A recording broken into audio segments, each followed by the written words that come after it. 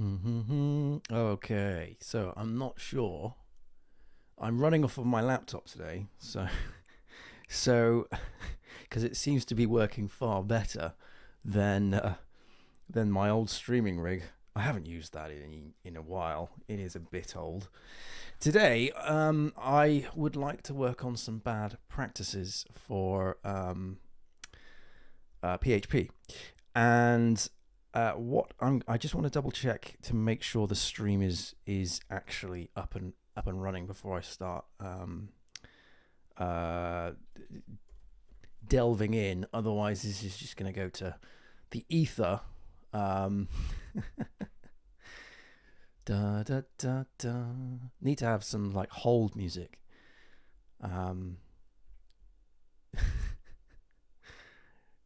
Do do do do do.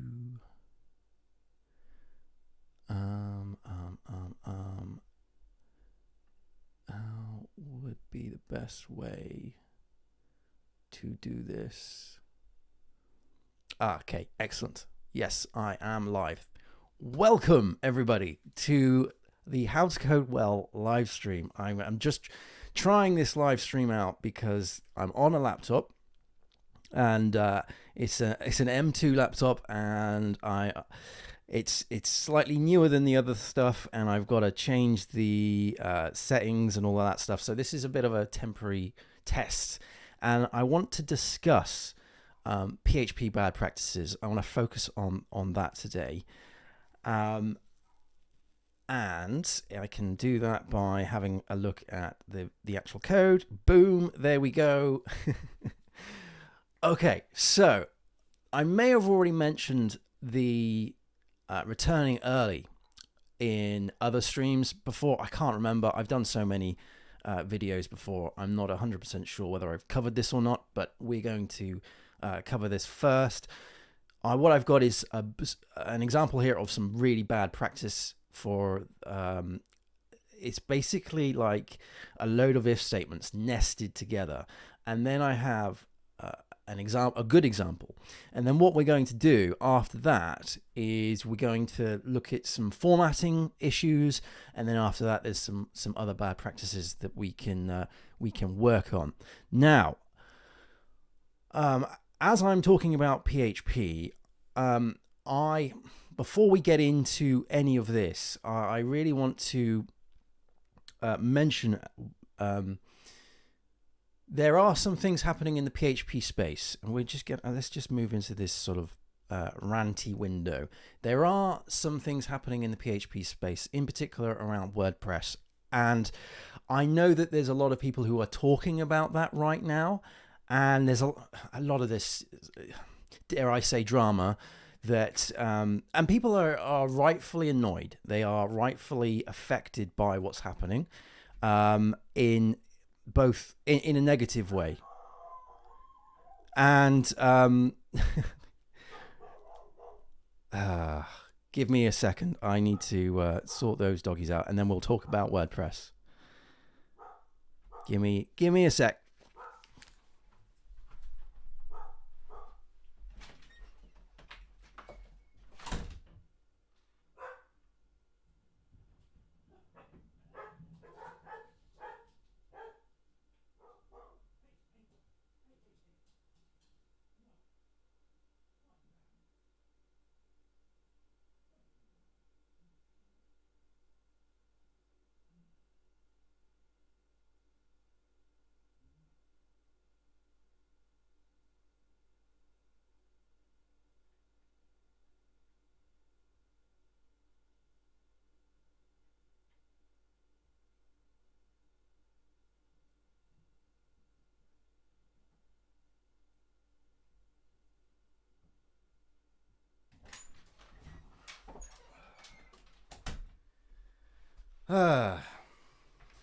See, this is what happens when you own two spaniels and there's someone outside. They want to let you know. I was talking about WordPress. Let's continue that thing. So what I don't want How to Code Well to become is a drama channel, and I don't want it to talk about any kind of particular news type stuff, because then that's what the identity becomes. I really want to talk about education and teaching people how to code well. I'm not interested in the toxicity around programming, and I think that if you start fueling that flame, then you become part of it, and you're not helping it. But what I will say, because it is something that is affecting the industry that I'm working in, it's people that I know are being affected by what's happening. What I would like to just ask people is a call for calm. It's a call for calm, because I think WordPress is going to change because of the decisions that have been made, and we are in a position where all we're doing at the moment is speculating over what those changes may be. We've already seen some of them come through, but it's certainly not the end of what's going to happen. And so, without fully understanding the end goal, the end result of how WordPress will look and the shape of that, it's very dangerous to speculate, and it breeds fear. Change is awkward. Not a lot of people like change, but it's happening, and we are being forced to pick a side, and it's that in itself is a bit icky and uncomfortable. But what I will say is that in this industry, I've been in this industry for well over 20 years, and there have been times where there have been external influential decisions, actors that have altered the course of web development in general and my career. So, for example, and I know this is like comparing apples and oranges, but an example is that when I was studying web development, I was doing a lot of ActionScript, and that Apple decided that wasn't a great thing, and for basically a good couple of years, I ended up learning something that I've never really used I haven't used in the professional sense. However, there are a lot of transferable skills from learning ActionScript to other programming languages and so forth. So what I'm trying to say is that these influential changes that are happening and will happen will affect the WordPress developers and the plugin developers and the maintainers and so on. Some will unfortunately no longer be part of the community and will leave perhaps in a very bitter manner, which is very unfortunate. But open source will continue to be around. WordPress, I believe, will always be around. However, the shape and the look of that is going to be different. And it's what I'm just asking people is to, instead of throwing mud around, is to instead take calm, take a breath, and know that the decisions that are being made right now, the impact of that, unfortunately, at the minute, only the lawyers and the courts can work that out, which is a bit terrifying, to be fair. But just hold on tight. If you are a WordPress maintainer, if you are a plugin maintainer, if you are within that community, and I know so many people who are, and I know people who are worried and concerned, my advice is that just know that most of the time the clients that you're working with, the people who actually use WordPress, don't really care what site the application's running on. As long as the application is running and running well, it doesn't really matter to them. So that's why I don't think that everybody's going to suddenly not use WordPress. I think this is going to affect the developers far more than the end users. There have been a lot of people who have jumped ship, and there's been a bunch of people who've been let go or have been offered the ability to be let go. And that's their own decision, right? People have to draw a line in the sand somewhere, but I think that WordPress is going to continue on. And if you're able to hold on tight and go along for the ride, then who knows where it's going to go? Who knows where it's going to go? But in life, in web development, there's always these influential factors that happen, whether it's consumers, whether it's companies, whether it's people who are more influential than others.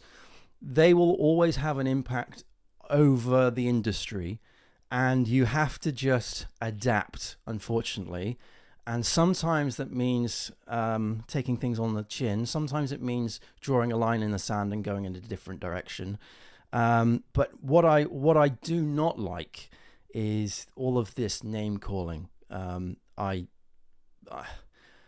don't think that it's certainly not giving it's certainly not giving WordPress or PHP or web development in general a good look. And yeah, that's all I'm going to say on the matter. If you want to know what I'm talking about, if you don't know what I'm talking about in terms of the WordPress, go look it up. Other people have done documentation and videos and podcasts on this far better than I can explain. But I'm not going to bother with that, because How to Code Well has got nothing to do with the drama. It's got nothing to do with the news of the web or anything like that. I don't really want to fuel that fire. All I want to say is just have a rational head and take a bit of calm, take a breath. Anyway, we're going to move straight into the old code here, because this is what this is all about. How to Code Well is all about teaching people how to code well, and we're going to start by demonstrating how not to code well in PHP, and then I'm going to go through this bad example, and then I'm going to go through a good example, and then after that what we're going to do is we're going to take a look at the formatting stuff, as I mentioned earlier. Okay, so here, right, what we've got is a function. It's called adjust cost. Okay, adjust cost looks good at the minute. It's got two parameters. The first one is an integer, and that is cost, right? And the second one is a string, and that has a default value of car. Like so. The function itself returns an integer. Okay, so it returns an integer. So maybe somewhere, so I haven't actually written the code to actually call it, but you would call this function with two parameters, cost and type. Okay, right, let's go and take a look at the body of this. So we have the value here, a variable value right at the top of the body of this function, and we're going to assign that 0. Okay, and then what we have is underneath that we have our first if condition, and look at the if conditions here. It's mad. We have 1, we've got 2, we've got 3, we've got 4, 5, 6, and then we have an else statement, and then we have our return. Okay, so there's quite a few. So this bad practice focuses on returning early, and what we're not doing here is we're not returning until the very last minute. So let's walk through this code. So the first one here is if the cost is greater than 0, then we go within this sort of body here. So we can already assume that if the cost is not greater than 0, we come down here and we have the value of 10. So what we could do is we could return early here. And we could say if the value, if the cost is not greater than 0, then we return straight away as 10. I'm going to just flip over to the good practice. We'll open this to the side and I'll show you that. Let's just make a little bit of room. There we go. So that is what I've done here, you see. So if we're basically just flipping this round. So if the cost is equal to 0, then we return 10, which is the value which is defined here. And there's no reason to set a variable at this point because we go straight into the return. Okay, so the next one is then we're checking if the type, which is a string, is a bus, okay? And we're setting the value to 5. So we're already within the second level of the if statement. So we've got cost is greater than 0 and type has to be a bus, and then the value is 5. So if we have a look at the good practice, this one, we're saying, well, if the type is a bus and if the cost is less than or equal to 5, then return 5, which is what that value is there, okay? Okay, the next one is this one, which is the cost. If the cost is greater than 5. Now, the reason why I've put in the greater is because we've got this one here. So if it's less than or equal to 5, now we've got the same, which is greater than 5. So we're flipping it. And we have to check that the type is car because that could have changed. All right. So if the type is a car and the cost is greater than 5, then we return 8, which combines these two. So we've got if type is car, and if the cost is greater than 5. Notice there's no other if conditions in here. There's no else condition or else if down in this block. So we could just combine these two, which is what we've done here, right? Whoops. Sorry, I have just clicked the wrong button.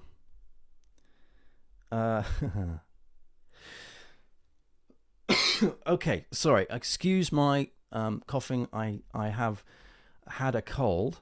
So what's the next thing? The type. Okay, so if the type is a taxi, if it is a taxi, right, and the cost is greater than 5, then we return a 4. And so what we can do is just push this in here, but we don't have to worry about setting the value. So this whole good practice thing does not have the need to set the value variable because all we're doing is returning early. We're returning the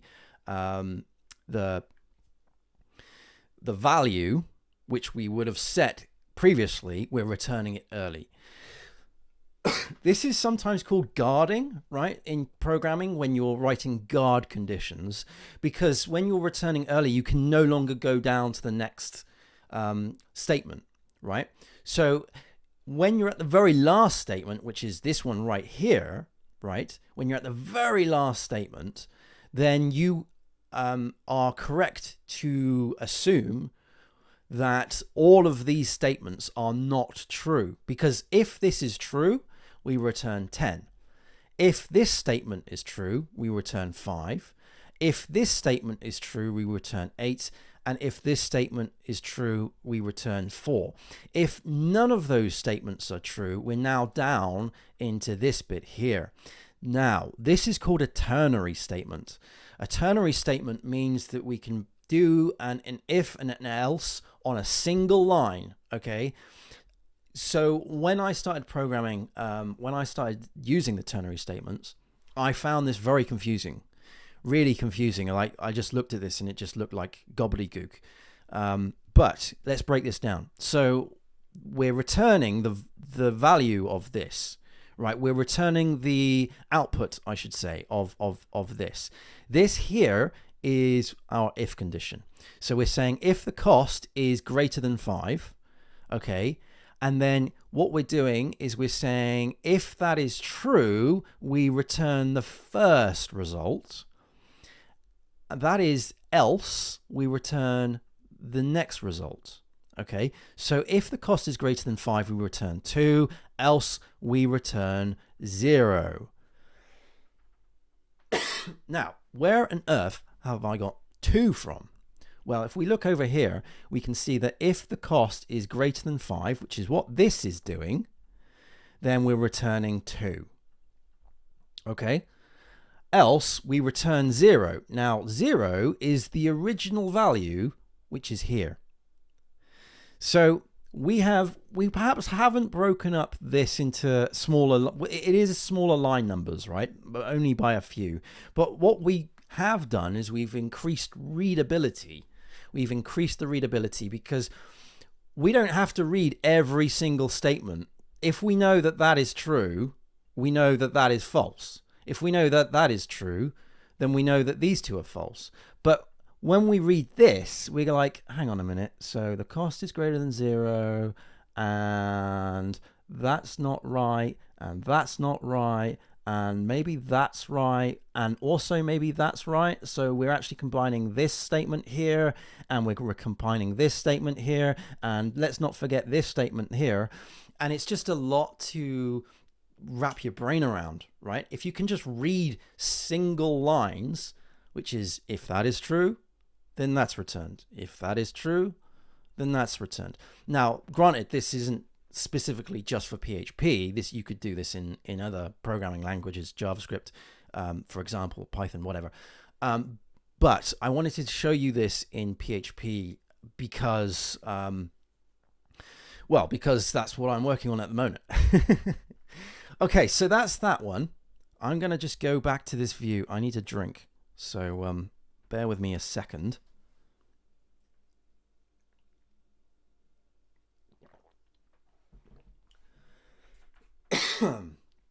Yeah, I've had a bit of a cold recently. I was actually in bed for about a week and a half.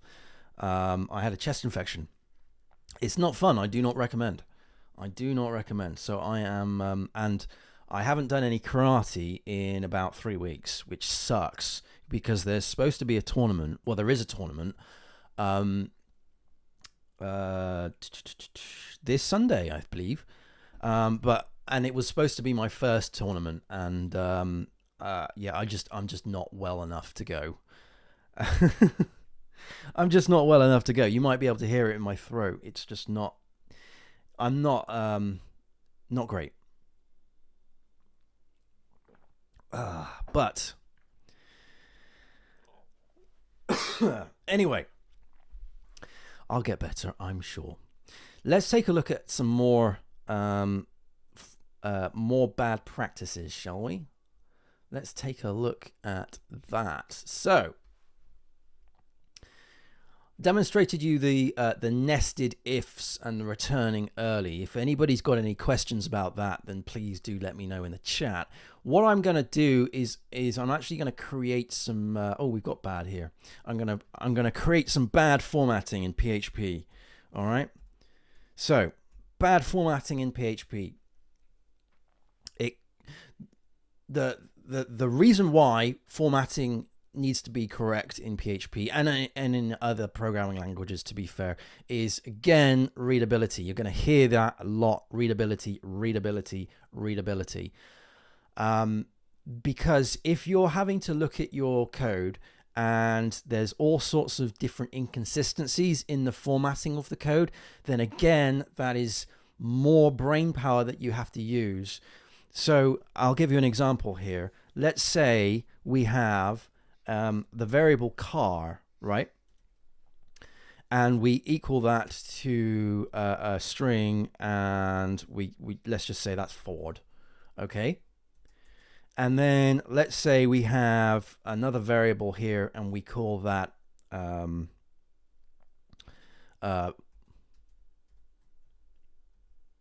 person, okay?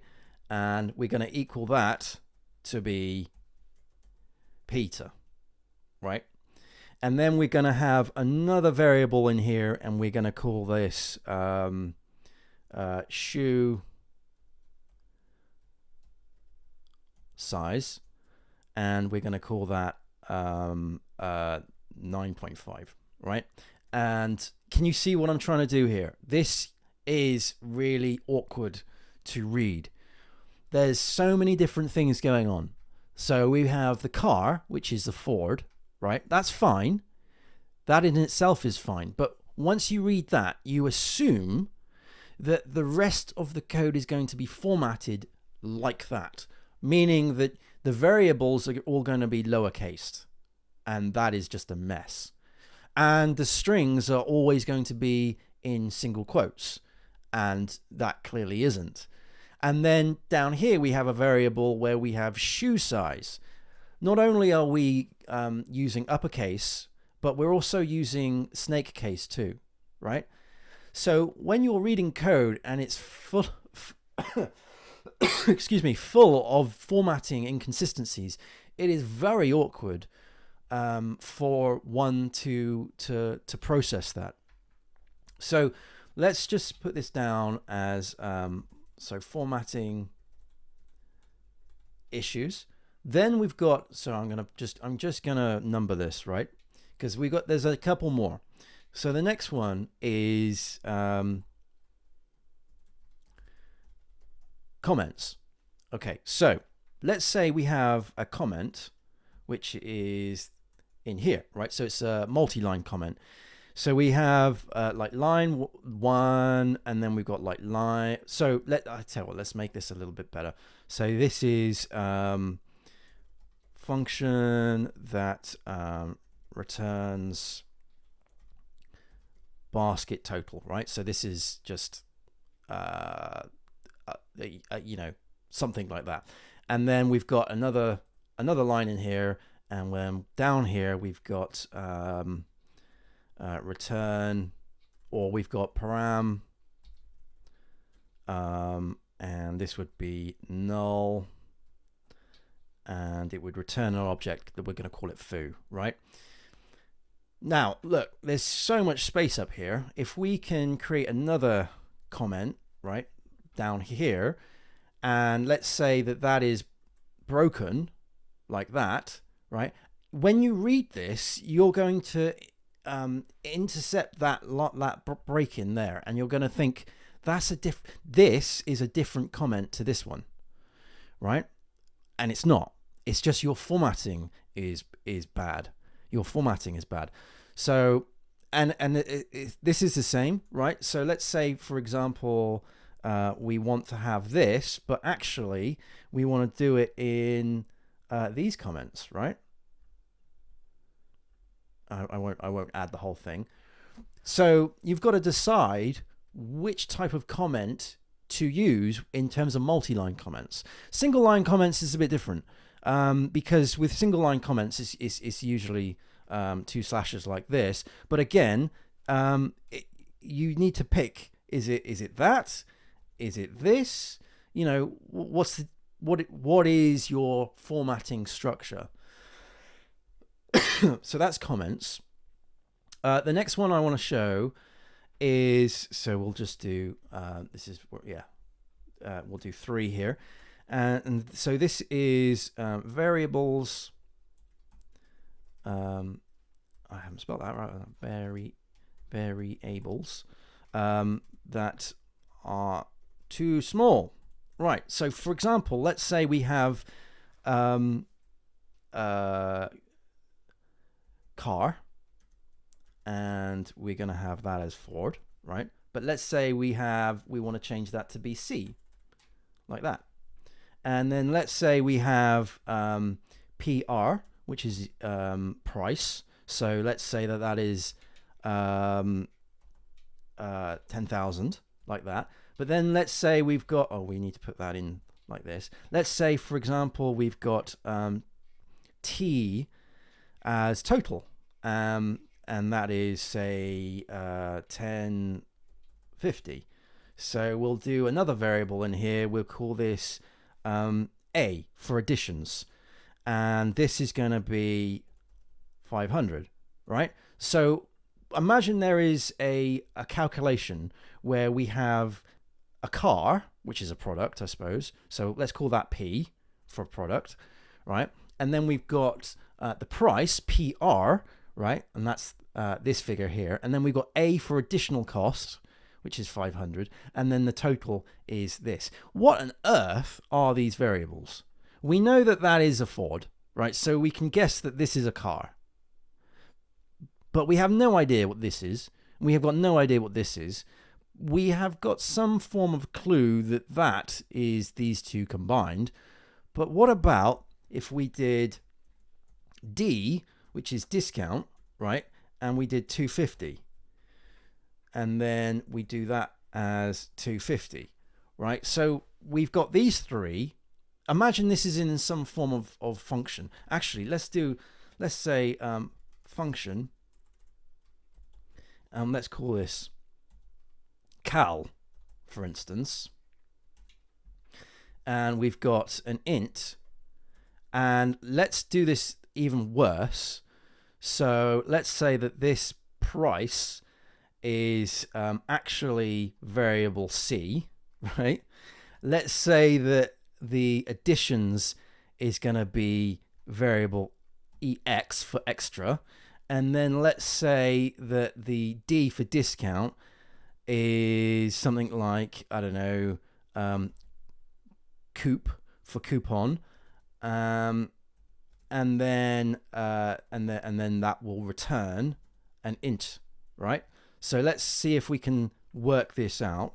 So we've got C. We were going to say C is the price, which is PR, and we'll do all this in a minute. So C plus EX minus CUOP, right? And we're going to return that.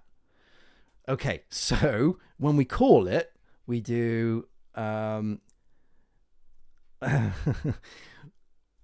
do GT for grand total is equal to calc like that, and we're going to pass in PR because that is the price.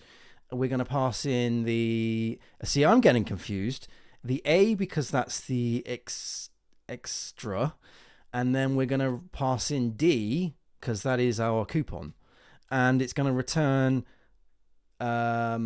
T. Can you see that this is wildly confusing? Like, call the things what they are. So this really should be, and I'll do the good practice and the bad practice at the same time. So this should be product. This should be price. This should be we'll call this extras, extra price. We'll call this discount, and we'll call this total because that is what it is. And we'll call this instead of calculate total, right?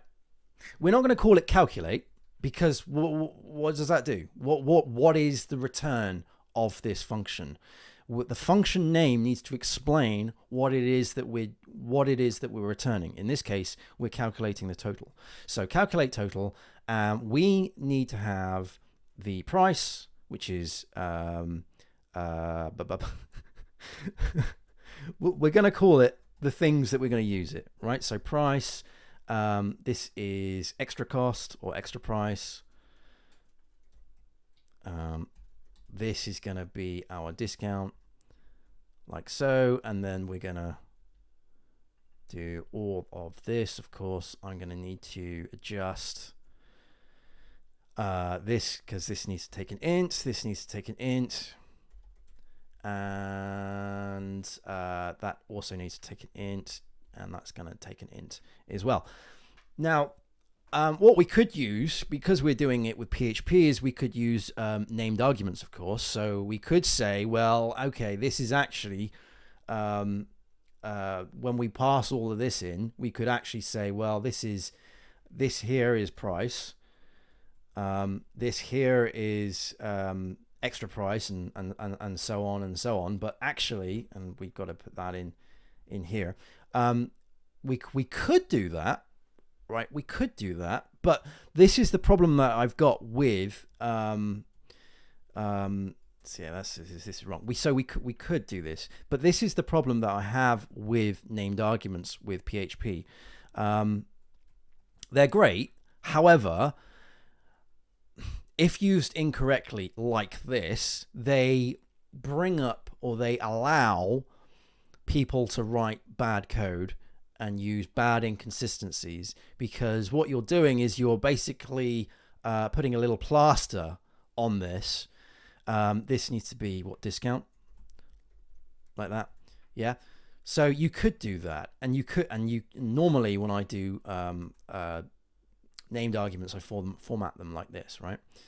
So it's more readable, and this should be grand total like this. So you could do that, but I don't recommend it, because you're not actually solving the root problem here. The root problem is that we're naming these variables things that are so arbitrary. They're not providing any context as to what their values are. So instead of this, what I would do, I'm gonna pass that up here, right? Actually, no. We'll leave it there. What I'm going to do is I'm going to create a new one down here, and we're going to actually do this properly without using this stuff. So that's what I need to do. I need to take that, and I need to put this down here, and we will just put good practice down in here, just so I'm aware. So this is price, so we're just going to remove that. There's no need, and again, with named arguments, if you don't need to use them, don't use them, right? You're just adding street furniture, which is just extra things to process in your mind. And when you get to my age, you really don't want to be looking at stuff that just gets in the way. Okay, so, and again, if you don't need to use named arguments, you don't need to do this. You don't have to put them on a single line. And really, having things on a single line, as much as you possibly can, means it's easier to read, because you're just reading a line at a time. If you're having to read this line, and then you're having to read this line, and then this line, and then this line, just to work out what that does, that's far more brain power than just going, okay, grand total is the calculate total, where I'm passing in price, extra price, and discount. Whereas grand total is calculate total, and we've got 3 parameters in here. One is PR, which is price. One is A, which is extra price. And one is D, which is discount. You know what I mean? It's like, I still don't know what these are, even if that named argument is what that says it is. Because if these are named incorrectly, then probably that's named incorrectly. And so I'm going to have a little look at this function and actually see if that is doing what I think it's doing. Whereas when I'm reading a line like this, it gives me far greater confidence that the calculate total is actually going to calculate its total with these prices, with these parameters, I should say. So not only is it readability, it's also confidence, having confidence in the code that you're reading. And I'm going to get into a bit of a ranty rant here again. I do apologize, but I've been away for a while. It's time to rant. So as a contractor, I have not only fixed my own code in projects, but I've also had a look at other people's code and done a bit of code archaeology. And I tell you, for one thing, confidence in ensuring that the code does exactly what it says it's going to do is so vital. It's so vital, because when you're having a look at when you're reading code and you're not confident that it's actually doing what it says it's doing, then you start not only doubting that, but you also start doubting the rest of the code base. So it's so important to work on formatting, keep consistency, even if you are perhaps doing some bad practice. It's always best to be consistent at it, right? However, if you can spot bad practice, it's such a good idea, and I recommend this to junior developers. If you see bad practice in the code base that either you've written or someone else has written, then do flag it up, and do so in a manner that isn't mean, Okay, everybody writes bad code. I've written many reams of bad code, and I've fixed my own bad code and made more bad code. Okay, so you're never going to get away from bad code, and you'll always learn how to improve your code. Okay, going forward. So one year you'll write the bad code, next year you'll fix the bad code, but then the following year you'll realize that that was actually also bad code, and you'll fix that too.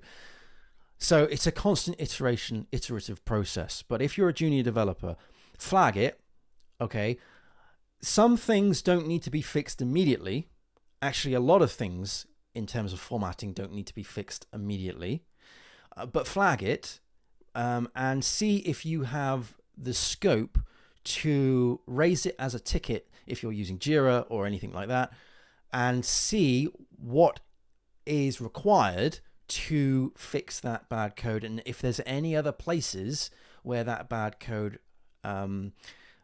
resides. In terms of the returning early, all of that stuff, you have to ensure that there are tests behind those things, because if you make a big change in a massive nested if statement or switch statements or anything like that, you are changing the behavior. Okay, so it may look bad, but it might work.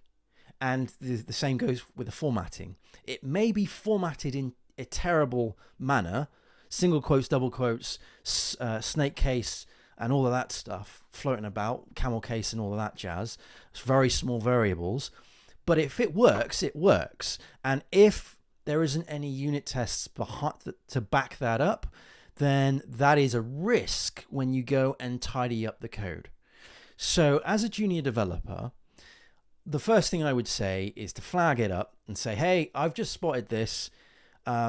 Maybe we need like a linting tool that we put in our continual integration pipeline, or maybe we need to spend some time to, tidy up these nested ifs conditions, but do so with the knowledge that maybe people are going to push back on you because they don't want to rock the boat, because they know that there isn't enough tests to back up those changes. And it might be, oh, I'm just going to change the single quotes to double quote because that's what we all use. But actually that change could be quite a significant change and screw things up. Also, it's very prone to human error.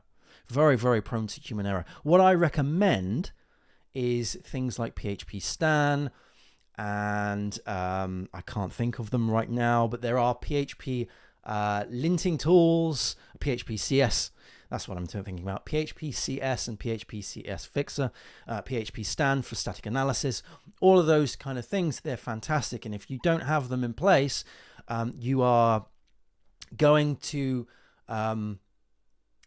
you're going to make work for yourself, because those will return the errors that you have in terms of formatting and other things.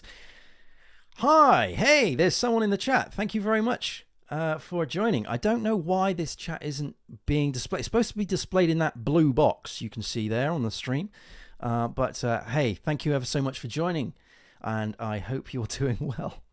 I'm really sorry that that's not coming up on the stream. Okay, so let's get back into our VS Code.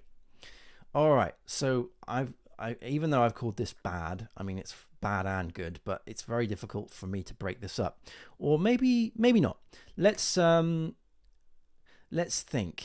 So we've done our formatting of this. Let's I tell you what we could do is break this up. We're going to break it up. So we're going to create in here a new folder. We're going to do 2 hyphen, and this is we'll do var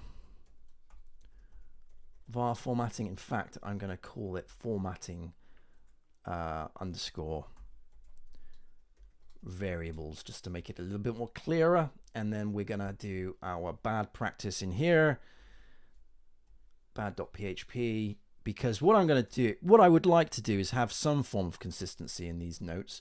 So that's that one. We're going to grab this and we're going to paste it into here. Excuse me. And that is like so. So this, just to recap, this is an issue where we have the variables are both uppercase and lowercase, and we've got some snake case in here too, and reading this is very awkward. So let's create a new one, and we'll do good.php, and we're going to basically copy this, paste this into here, and we're going to change this so it's all nice and consistent. Consistency is the key when it comes to code, like that. So we've got an example of 2 words, but we made the decision. We're saying that this needs to be in camel case. And I'm also going to change this to be in single quotes like this. However, I am going to create a new folder down here, and we're going to call this we'll call this 3 underscore formatting, and we'll call this string like that. And we're going to have a bad.php, and we're going to have a good.php. And we're going to copy this one over here. Well, copy that one. That'll do. Because we want to focus on the fact that we have inconsistencies. So let's do that. Let's do let's do that. And again, that's going to have to go over there like so. So let's take this out.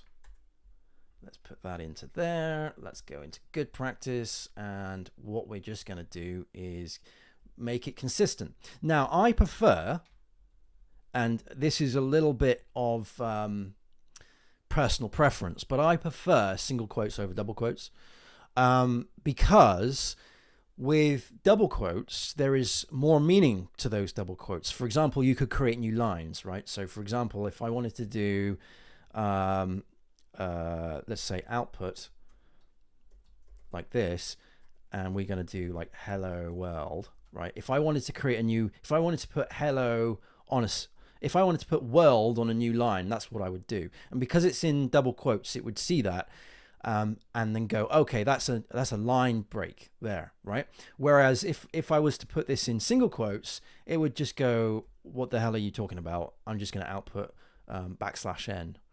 Okay, so the reason, and that's the reason why I use single quotes first, because single quotes have less of a meaning. When you're using double quotes, your brain then goes, okay, he's using double quotes. There's a reason for this. There is a reason he is using double quotes. Yeah, okay. So after that, what else do we have? So we've done this. Oh yeah, comments. That was the next one, wasn't it? Comments. So let's do another folder in here. We'll say that this is 4 underscore formatting. Well, we'll just do comments, right? It's still formatting, but you know what I mean. So we'll do bad.php, and we'll do good.php. And you know you can oh, that needs to be in there.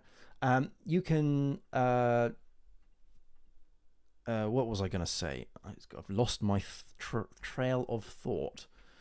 Yes, you can do these in various different programming languages. Some programming languages have various different ways of writing comments, but they often have multiple ways of writing comments.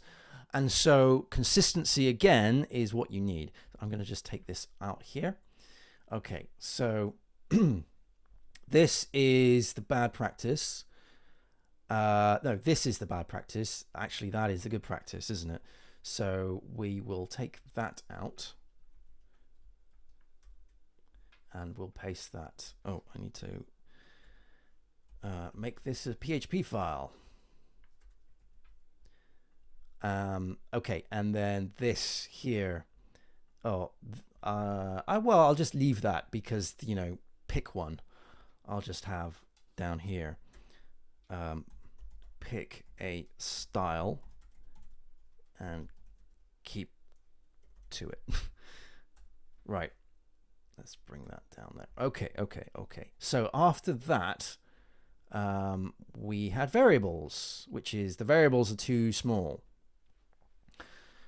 This was our bad practice, and that was the return, and that's what we were. Okay, so that's fine. We'll copy that. New folder here, and we'll do 5 underscore variables. Variable size. And we'll give that bad.php, and we'll paste that in like so. And I'll probably after the stream do a little write-up as to these things. What I wouldn't mind doing is, you know, eventually maybe putting individual videos or something, tutorials on these. Who knows how it's going to go. Okay, so that's bad practice. We'll go to here, and this is the good practice. However, so it's that like this, but I'm gonna have to not use named arguments because there's no need, because I've copied the wrong one over, haven't I? It's calculate total. It's this one. This is what I need. In good. There we go. Was that right? Yes, that is correct. Because in the bad, what we've got is this one, the function, and the calculate. But we've also got, if I go back to the original, this as well. So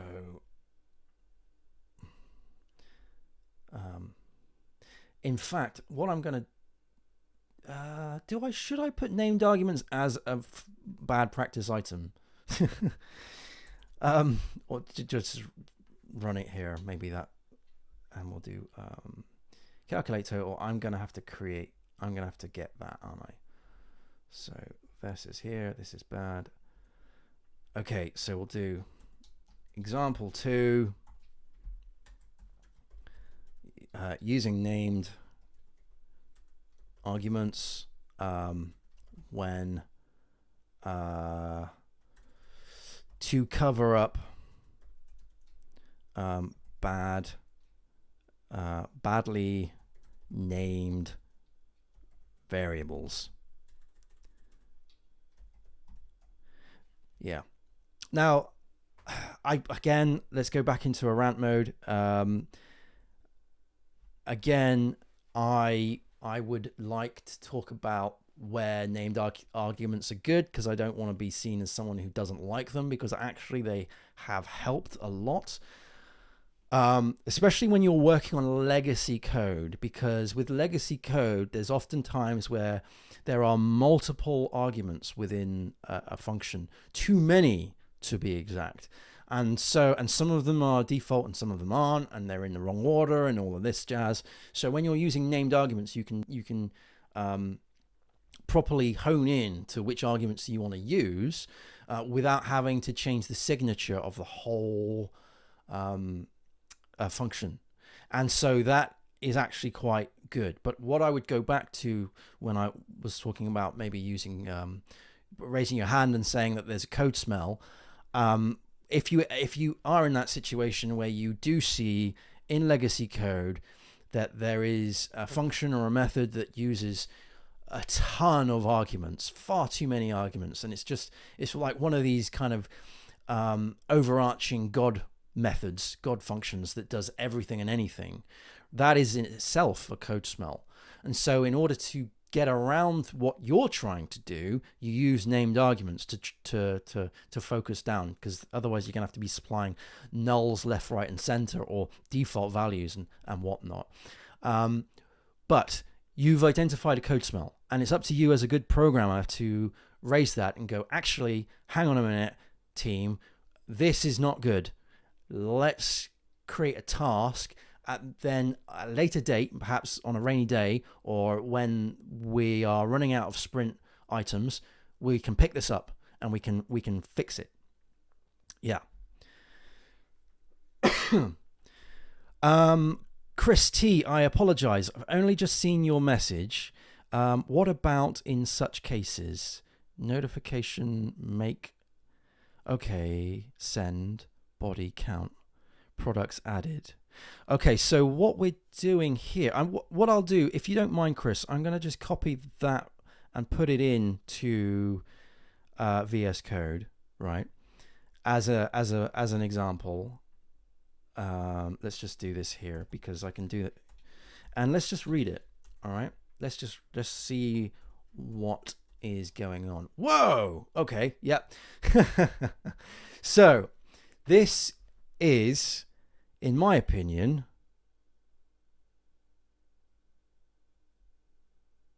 confusing. So notification make success title, and then we're passing in the body. Is that the body of the title? Do you see what I mean? Like, I mean, the first thing I would do is go, right, let's just break these down into single individual lines, because when we read code line by line.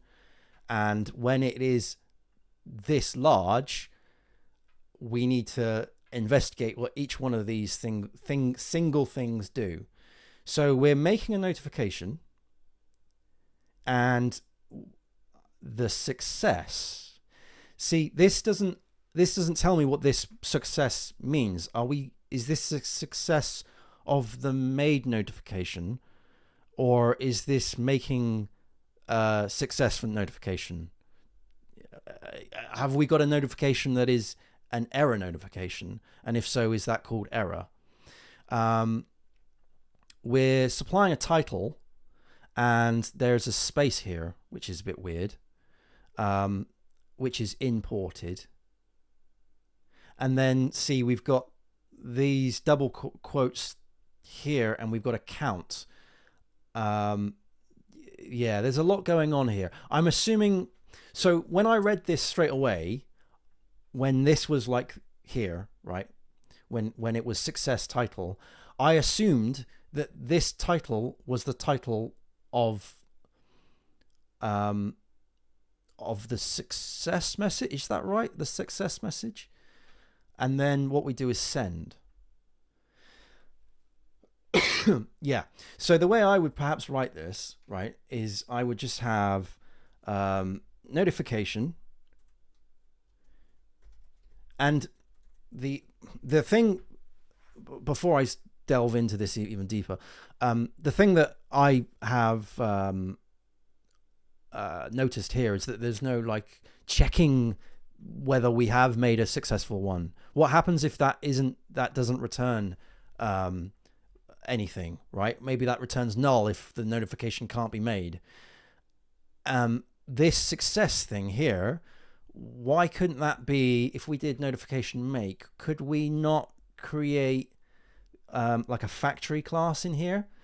Maybe this is a factory, and could we just pass in the type, which is success? Because then that's an argument of the make function, of the make routine, and we're passing in a type of success. So then once we've got the notification, we can then say notification, and we've got I'm assuming that's the title of the success notification. So I would just say set title, because then you know that you're setting the title upon that notification. And then this would be imported like so. And then we have our body. So again, this here would be notification, and I would have set body like so, which would be this thing. And again, I'm not 100% sure why we're moving from single quotes and double quotes, because we could just do this, right? So it's that, and that to me reads better, because there isn't this street furniture needed. Okay, so it's just a count, and we concatenate that count to this string like so. And then after that is done, we have notification send. Now, you're going to rightfully, I haven't seen the chat yet, but you're rightfully going to say, well, hang on a minute, Pete, that's just a lot of words, and there's too much going on here. So what I would do is I would have function, and we'll do create notification, and we will have in here, we will have the type, which is a string. We will have the body, or the title, sorry, which is another string, which is title. And we will have the body, which is another string, like this, okay? And then what this is doing is it's going to return maybe a Boolean, I don't know. We're going to put that inside here, like this. That's going to go in there. This is going to be the type which we're going to make. And then this is going to be the title that we're going to use. And then this is the string, which is the body, which is what this is going to be. And then just to call this, we would then have we'll have let's say message. I don't want to call it notification. I've used that too many times. Message is equal to create notification, and this will be the type, which is success, the title, and the body, which will be imported. Remove that. This is going to be products added, which is it's going to be that, concatenating that to this like so. And what we could do is we could and then this will be return notification send. Maybe that returns a Boolean. I don't know. But we should check whether that has been sent. Now what we could do is say, well, okay, let's make this as an optional parameter. So we'll do that right at the end, and we'll call this type is success.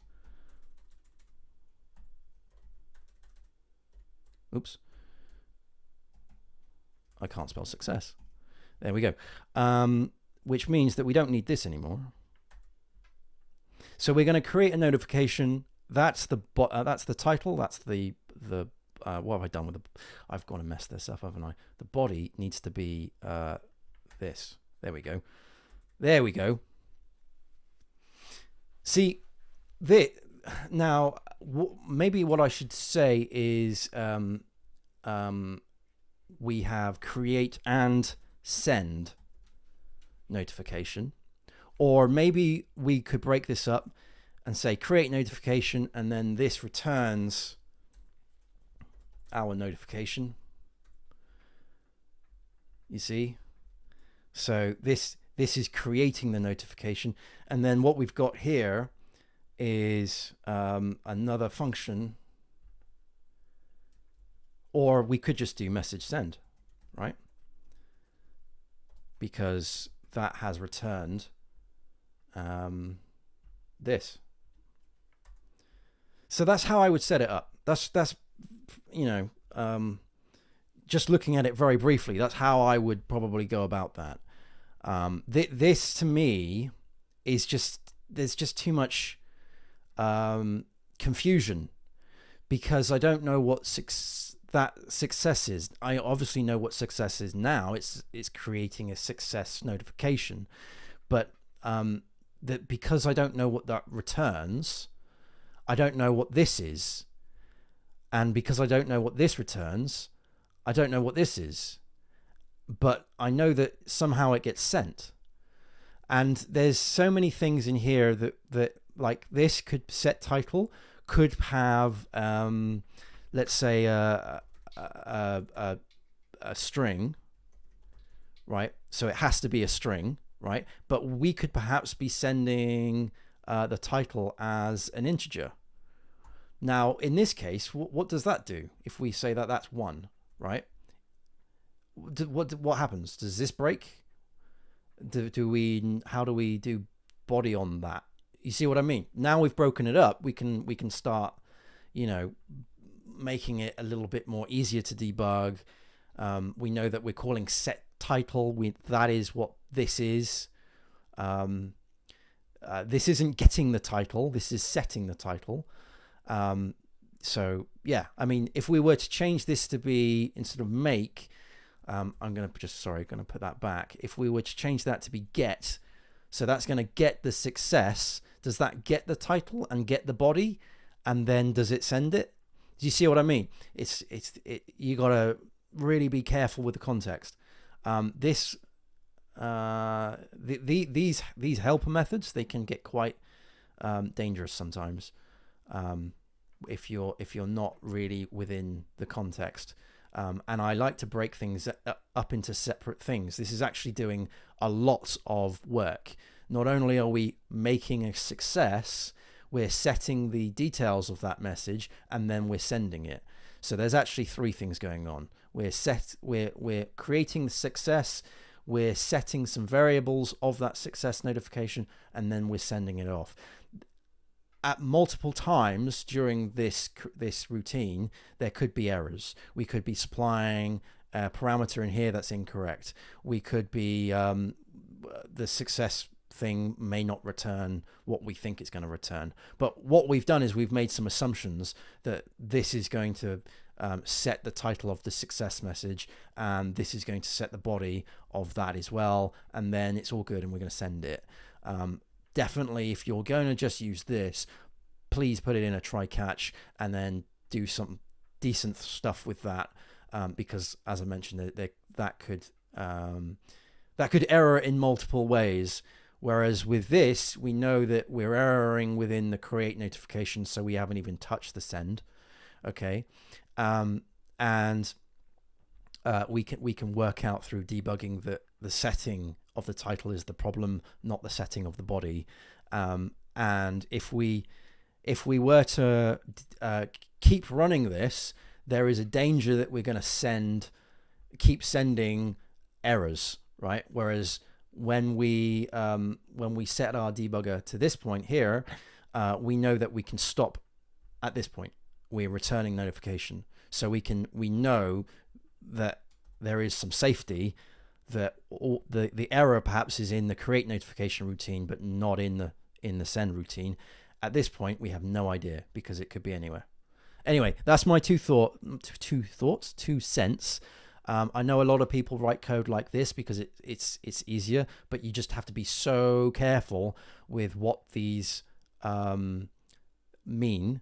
And I see a trend in people trying to reduce the amount of characters in these function calls or method calls. And what you end up doing if you keep doing that is you lose the context of what these actually do. So there we go. I need a drink.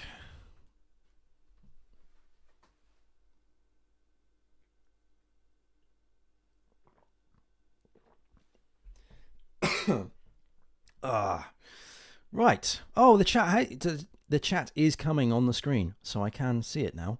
I don't know why it wasn't beforehand, or maybe it was. Who knows? Oh gosh, I do apologize.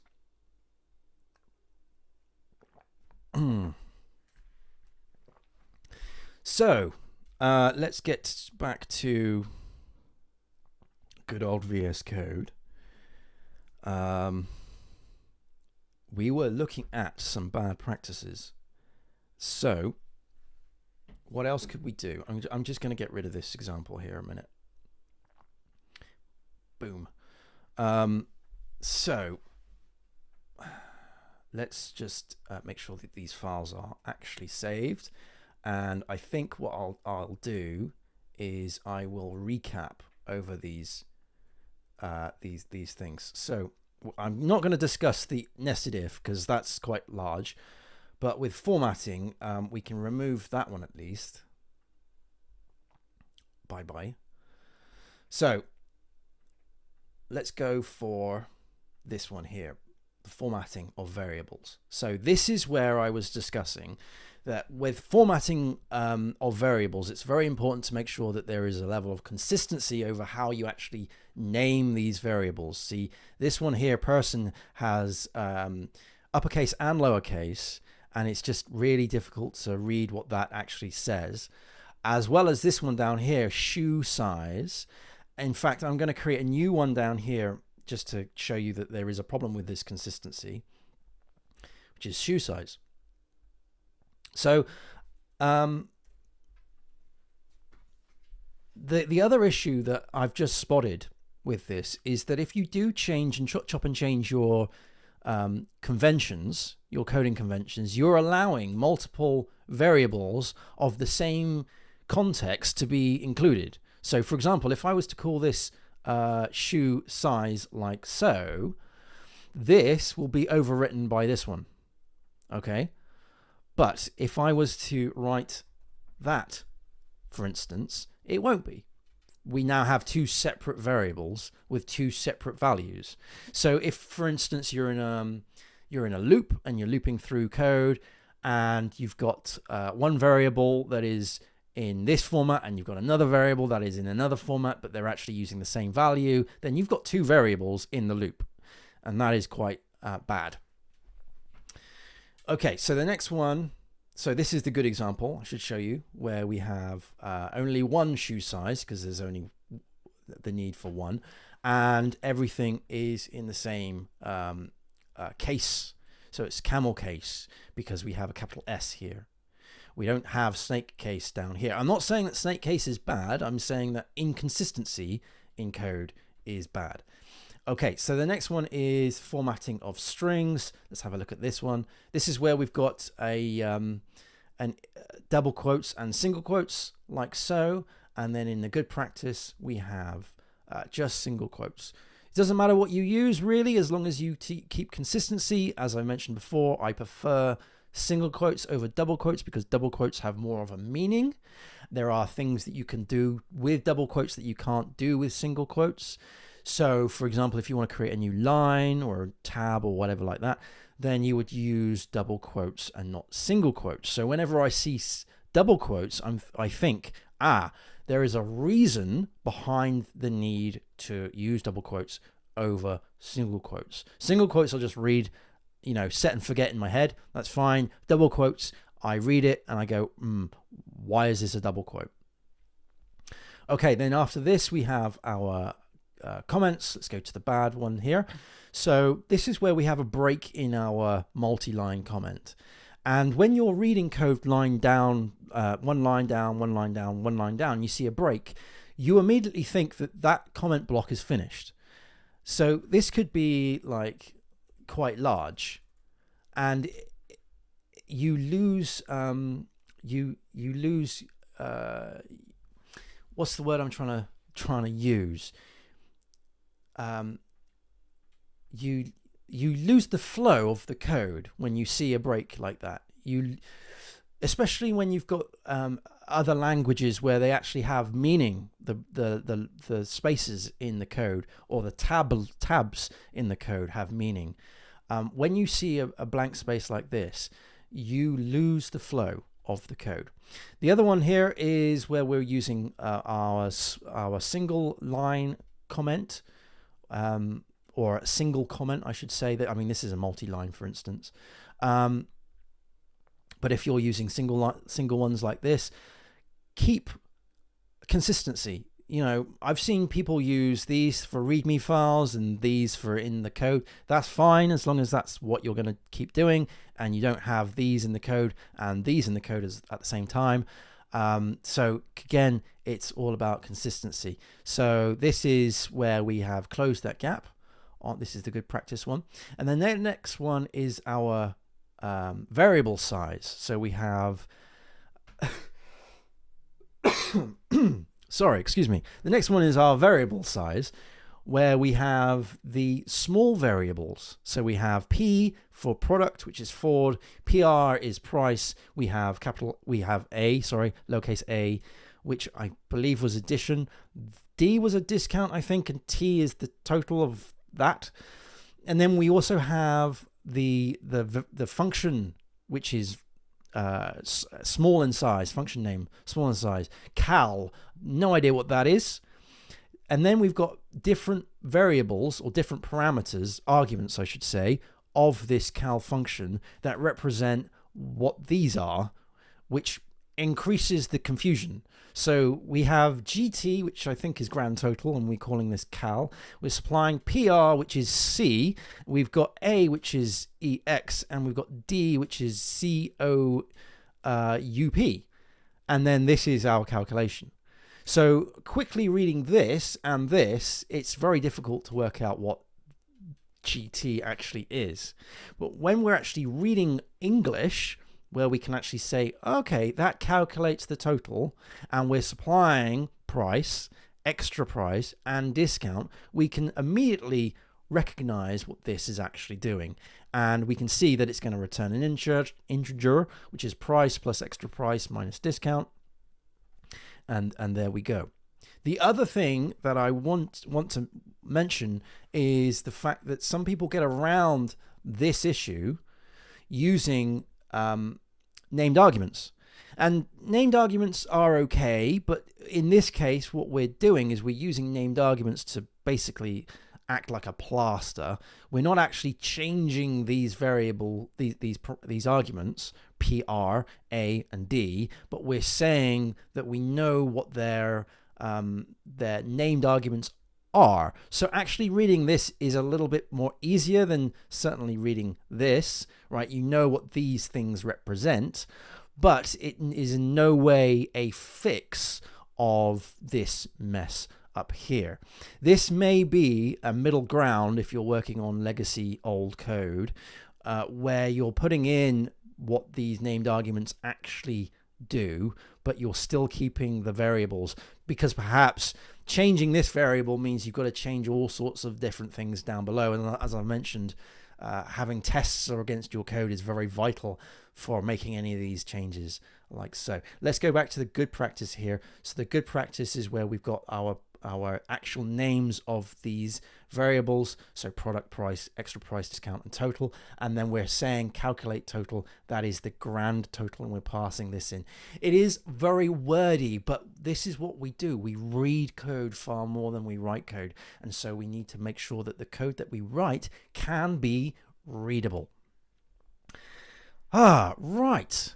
I am going to leave it there. There are so many other things that I could talk about in terms of bad practice. Maybe we'll pick them up again. Before I leave, I just want to give a little bit of a shout out to the howtocodewell.net site. This is the site that I've been putting together with courses and tutorials. This also holds the podcast as well. So we've got 200 episodes on that. We've got several interviews with developers. If you're interested, then do check out those, especially the earlier day podcast episodes, because we had so many different interviews with various different people in the industry. But if you want to learn PHP, if you want to learn Linux, if you want to learn Docker, then do check out the howtocodewell.net website. There's going to be more courses coming up very soon, and there's also going to be individual tutorials being added to this as well. I'm currently developing this site, and yeah, it's my little baby at the minute. But anyway, thank you ever so much. I'll get back to this view here. Thank you ever so much, everyone, for joining. I really do appreciate it. This has been fun. I've enjoyed it, and I think I'll be back doing some more live streams, talking about code, and having many, many more rants. Thank you ever so much for watching. Happy coding, everyone. Take care, and I'll see you again.